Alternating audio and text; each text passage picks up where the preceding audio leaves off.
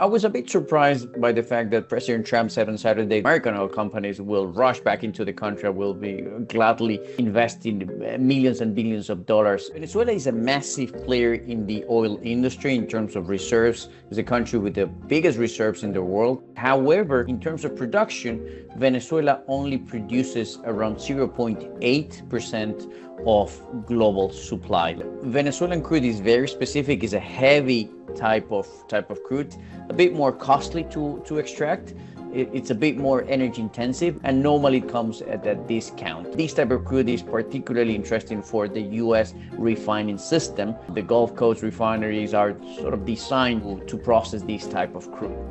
The Venezuelan industry has suffered from chronic underinvestment and massive corruption in the last 20 years. So in terms of infrastructure, it's pretty much broken. We're talking about port, export facilities, pipelines, downstream upgraders, and so on. So the lack of investment and corruption has made those infrastructure to be in a very, very weak situation. And I don't think that this process is going to be fast, is not going to be easy, and is definitely going to be costly. It's going to take a lot of capital. It's going to take a lot of time. But at the first and foremost is the geopolitical situation has to be settled. So it's going to take some time. And with oil prices in the high 50s for West Texas Intermediate, low 60s for Brent, it's not necessarily a place you want to invest in oil that's going to take a long lead time for it to come to market.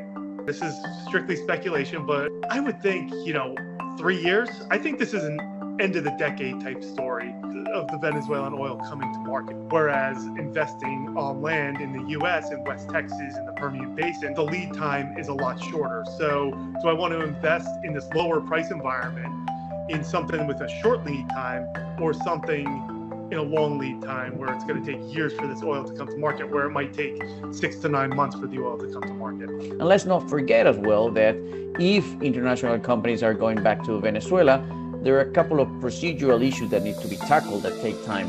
The first one is that the national constitution needs to be amended to allow international companies into the country.